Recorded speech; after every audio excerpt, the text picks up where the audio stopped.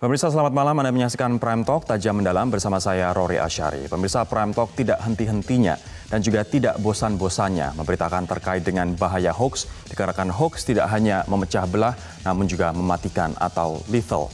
Dan di momen perayaan Tahun Baru Imlek ini kita mengajak Anda untuk semua dan juga kita semua untuk berefleksi betapa pentingnya nilai dari persatuan dan juga kesatuan dalam Bhinneka Tunggal Ika. Kita kalau misalnya melihat ini adalah kesepakatan kita bersama bahwa bangsa Indonesia terdiri dari berbagai macam suku yang disatukan oleh semangat Bhinneka Tunggal Ika. Kita memiliki 6 agama yang diakui oleh pemerintah dan juga kepercayaan-kepercayaan lain yang haknya pun juga harus dihormati. Islam 87% berdasarkan sensus BPS tahun 2010, kemudian Protestan 6,96, Katolik 2,9, Hindu 1,69, Buddha 1,7 juta atau 0,72%, dan juga Konghucu 0,05%. Kita pun memiliki berbagai macam suku, kemudian etnik dan juga kebudayaan, ada 1.340 suku, dan juga 300 lebih kelompok etnik. Nah, keberagaman dalam persatuan ini yang sedang dicoba untuk dikoyak oleh kelompok-kelompok tidak bertanggung jawab, salah satunya dengan menggunakan hoax. Hoax tidak hanya memecah belah, namun yang paling menakutkan, hoax juga mematikan atau lethal. Kalau misalnya kita bercermin pada kasus yang terjadi di luar negeri, ini kami mengambil contoh kasus di India dan juga contoh kasus di Meksiko. Pertama di India, gara-gara hoax terkait dengan kabar bohong, penculikan anak dan juga pencurian organ tubuh anak, ada lebih dari 20 orang menjadi korban pengeroyokan massa. Dan ini salah satunya adalah insinyur Google yang dibunuh oleh massa dikarenakan dikira atau dituduh sebagai penculik anak dan juga pencuri organ anak-anak. Hoax yang disebar lewat WhatsApp ini juga sangat meresahkan masyarakat sampai pemerintah India meminta atau menuntut WhatsApp untuk melakukan sesuatu hingga akhirnya WhatsApp mengeluarkan kebijakan untuk hanya message itu bisa di-forward sebanyak 5 kali. Ini persis seperti yang diminta oleh Kementerian Kominfo beberapa waktu yang lalu. Kemudian di Meksiko, ini kami mengambil dari berita BBC Indonesia, mati dibakar hidup-hidup karena desas-desus di WhatsApp. Ini 2 orang yang hanya melakukan petty crime, kriminalitas ringan begitu. Kemudian diamuk oleh massa, dibakar dalam kondisi hidup-hidup dikarenakan hoax yang menuding mereka sebagai penculik dan juga pencuri organ tubuh anak-anak, sama seperti di India. Ini pun provokatornya pun ada beberapa orang dan selain dibakar mereka pun juga divideokan. Bahkan ada live Facebook di sana. Ini yang sangat disayangkan dikarenakan ini seperti pertunjukan begitu dan ini lagi-lagi adalah gara-gara hoax. Nah, apakah kejadian di India dan juga di Meksiko ini bisa saja terjadi di Indonesia? Bisa saja. Tapi yang tentu yang kita harapkan adalah tidak. Kita akhir-akhir ini juga dijejali dengan banyaknya hoax di sosial media. Salah satunya adalah yang tentu saja kita ingat-ingat adalah hoax pembunuhan muazin di Majalengka.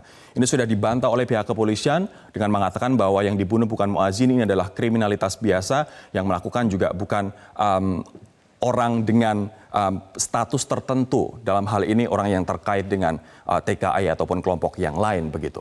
Kemudian hoax terkait dengan 10 juta TKA ilegal asal China memang bukan sasarannya orang Indonesia, namun menurut beberapa sosiolog hoax ini berpotensi menciptakan sentimen anti-China.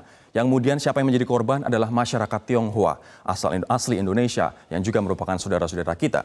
Kemudian yang ketiga adalah hoax terkait dengan penyerangan atau penganiayaan terhadap ulama. Ada 45 informasi terkait dengan penyerangan dan juga penganiayaan ulama di bulan Februari tahun 2018. 3 diantaranya diakui polisi memang betul terjadi, namun 42 yang lain adalah hoax yang diciptakan oleh Muslim Cyber Army. Dan kemudian polisi telah menangkap pelakunya. Nah, kita semua juga sudah tahu pemirsa bahwa hoax terus bermunculan akhir-akhir ini, bahkan hoax yang menggegerkan negeri ini seperti kasus Ratna Sarumpait, kemudian surat suara dan juga demo TKA, ini semua hoax begitu yang tidak hanya memecah belah namun juga bertujuan ekonomi dan juga politik. Nah, sekarang pertanyaan adalah relakah kita kemudian persatuan kita digadaikan hanya dikarenakan syahwat politik untuk mencapai tujuan politik dengan menggunakan hoax yang sangat berbahaya ini. Kami ingin meminta komentar Anda dan juga pendapat Anda terkait dengan maraknya hoax dan apa yang bisa Anda lakukan sebagai seorang pribadi untuk membantu kita semua memerangi hoax ini. Anda bisa menyalurkan aspirasi Anda melalui Twitter, Facebook, dan juga Instagram dengan hashtag lawan hoax jaga kebinekaan dan juga hashtag Prime Talk. Saya akan menyapa dua orang narasumber saya di studio dan satu orang narasumber saya di luar studio. Yang pertama adalah Pak Komarudin Hidayat, cendekiawan Muslim. Prof, selamat malam. Selamat malam. Apa kabar, Prof? Assalamualaikum. Ada juga Bang Daniel Johan. Selamat tahun baru Imlek, Bang. Ya, makasih. Anggota Paguyuban Sosial Marga Tionghoa Indonesia dan bagian dari tim TKN. Ya. Saya juga akan menyapa Kiai Haji Said Akil Siroj, Ketua Umum PBNU, bergabung bersama kami dari luar studio, dari kantor PBNU. Kiai Haji Said. Pak Said, selamat malam. Assalamualaikum. Waalaikumsalam warahmatullahi.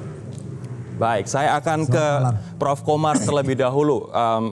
Pak Said dan juga Bang Daniel, bagaimana Anda melihatnya, Prof? Begitu banyaknya hoax akhir-akhir ini, yang tidak hanya berpotensi memecah belah, namun ini seolah-olah menghalalkan segala cara untuk tujuan jangka pendek. Iya, akarnya bukan hoax itu sendiri ya.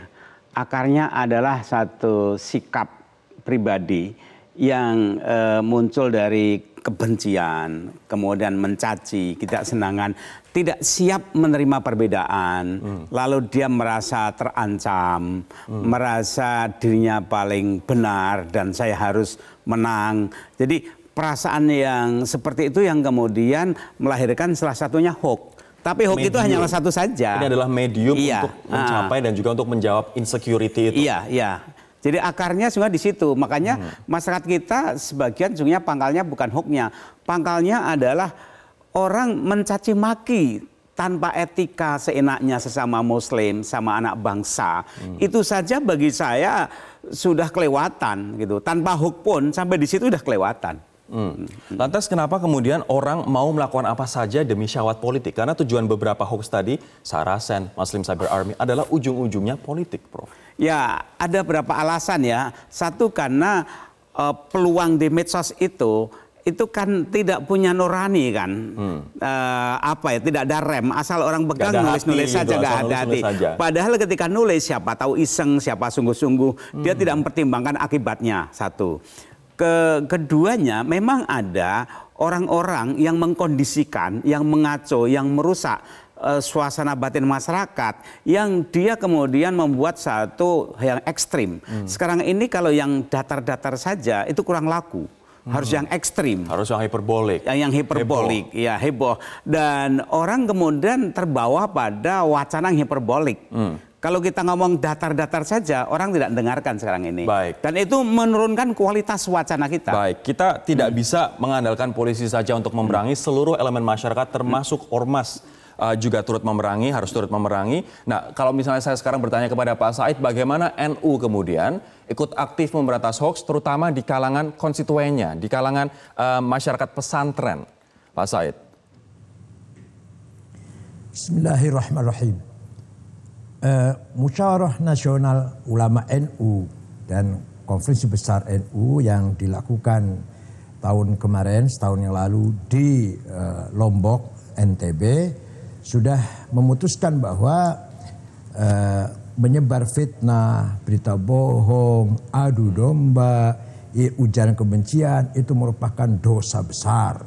Dan itu sudah diwanti-wanti, di-warning oleh Al-Quran 15 abad yang lalu. Izinkan saya baca ayatnya. Wala tuti' kulla hallafim mahin hammazim masya'im binamim manna'in lil khairi mu'tadin athim utullim ba'da dzalika zanim. Jangan engkau terpengaruh oleh berita bohong.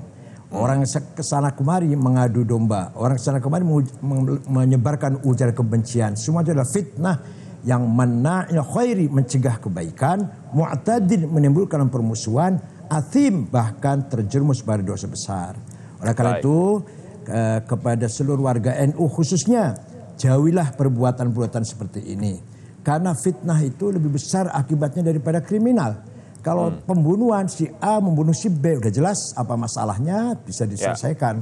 Tapi kalau fitnah, siapa pelakunya, apa akibatnya, dampaknya, sosial, akhlak, budaya, ekonomi, politik, semua terdampak ya, terkena akibat dari fitnah, adu domba, hoax dan sebagainya itu. Pak Said, ini ada hoax yang banyak sekali yang seolah-olah menjadikan ulama sebagai objek hoax, seperti penyerangan ulama, hoax terkait kriminalisasi ulama dan framing-framing lainnya terkait dengan ulama yang seolah-olah dijadikan objek hoax ini. Apa pendapat Anda? Pertama, memang ada kebenarannya bahwa beberapa ulama kiai terjadi diserang, dipukuli, antara lain yang terjadi di Bandung itu pengurus NU itu yang diserang pagi-pagi setelah sholat subuh, itu jelas terjadi. Ada terjadi juga 2 tempat, jadi yang 3 tempat memang betul-betul terjadi. Nah, ini merupakan tantangan ya, merupakan tantangan bagi kita semua bahwa ternyata masyarakat ini sedang dalam keadaan sakit. Masyarakat kita perlu dibimbing kembali, perlu ada cas kembali, perlu ada terobosan yang efektif untuk mengingatkan masyarakat kita sebagai masyarakat bangsa yang beradab, berbudaya, bermartabat, berakhlak dan terpuji, terkenal bangsa Indonesia bangsa yang berbudaya, santun, ramah di dunia internasional. Ini rupanya sedang diuji dengan kemajuan-kemajuan teknologi, terutama di bidang IT, medsos, WhatsApp, dan lain sebagainya itu. Itu merupakan tantangan, merupakan ujian bagi kita. Mampukah kita bertahan, mempertahankan kita, keberbedaan kita, budaya kita, akhlak kita, moral kita, sebagai ciri khas bangsa Indonesia, bahkan ciri khas umat Islam di Nusantara ini. Saya akan beralih ke Bang Daniel dulu terlebih dahulu sekarang. Ini terkait dengan hoax-hoax yang tidak hanya terkait dengan isu agama, namun juga ada isu SARA, Bang. Anda sebagai bagian dari masyarakat Tionghoa, apa yang Anda khawatirkan dengan hoax-hoax yang beredar saat ini? Ya, sangat mengkhawatirkan dalam konteks karena hoax itu membodohkan ya. Membuat kebenaran bukan hanya ditutupi, tetapi malah dirusak gitu kan. Nah, tetapi yang kita khawatirkan hoax kalau yang bersifat industri. Nah, itu yang membuat kita khawatir. Sifat industri itu seperti apa, Mbak? Artinya dia memang secara sistematis diproduksi. Ya. Ini kayak Sarasen kemarin. Nah, dengan tujuan tertentu dan yang menjadi korban terbesar ya rakyat kita, masyarakat kita. Jadi pada akhirnya itu kita dikondisikan masyarakat diadu domba ya, yang seharusnya secara kultural Indonesia itu sangat guyup, sangat rukun ya, sangat toleran. Dari berbagai etnis, kalau kita ke desa-desa itu mereka tidak ada masalah. Betul. Tetapi menjadi dirusak pada saat sudah masuk ke dunia sosmed. Itu harus menjadi kepedulian kita dan kita menghimbau masyarakat dia jangan mau dijadikan korban. Tapi misalnya suara dari teman-teman PSMI, kemudian suara dari komunitas-komunitas Tionghoa yang lain terkait dengan hoax yang spesifik, misalnya soal TKA asal China. Ini nanti framingnya adalah menuju ke anti-China dan teman-teman Tionghoa kemudian yang juga menjadi korbannya begitu. Apa yang teman-teman rasakan saat ini, Pak? Ya dari konteks tertentu mungkin kita mengalami kemunduran ya. Tetapi setelah Gus Dur kemudian merangkul, menyatukan kita semua, akhirnya kita sekarang mundur lagi. Tetapi kita selalu memberikan pencerahan, penjelasan kepada masyarakat. Sekarang ini hoax terlalu banyak berseliweran. Kita harus selektif, ya kan? Kita jangan merusak kerukunan yang memang sudah terjalin secara kultural di Indonesia, dan kita jangan juga menempatkan sebagai objek yang memperkuat hoax ini. Jadi kita kalau memang berita itu tidak jelas arahnya ya stop udah, jangan digulirkan terus. Nah, karena itu semakin di forward, semakin diladeni, yang industri yang menciptakan hoax ini semakin senang. Semakin banyak duit kali ya, Bang Daniel. Kalau Prof. Komar melihatnya seberapa mengkhawatirkan persatuan dan kesatuan kita akan terkoyak dengan banyaknya hoax ini, Prof? Yang mengadu domba tidak hanya SARA namun juga secara politis. Iya, memang fitnah itu ketika masuk di medsos itu kan seperti virus ya, berkembang biak terus dan kita tidak bisa mengontrol lagi. Tapi feeling saya sekarang masyarakat itu udah mulai jenuh, kurang percaya pada medsos. Tidaknya diri saya itu tidak begitu percayalah pada berita-berita itu. Dan ini kan menjelang pilkada pemilu saja. Sekarang ini rakyat, saya tanya berapa teman-teman masyarakat, mereka jenuh dan tidak mengikuti. Tapi efeknya ternyata lebih jauh daripada sekedar kita selesai pilpres dan juga pilkada. Tapi bagi saya tetap bahayanya ada ya, karena memang ada industri tadi yang bekerja terus. Tapi saya melihat juga ormas-ormas intelektual, ulama, kiai, guru juga ikut bekerja membentengi. Sehingga sekarang ini sebatas masih dalam wacana, oke. Tapi kalau sampai nanti kemudian bentrok, nah itu kita hindari betul. Memang ada satu konflik perpecahan, tapi toh tanpa medsos pun di antara warga beda pilihan saja itu ada gesekan-gesekan. Nah tambah lagi adanya medsos yang manas-manasin.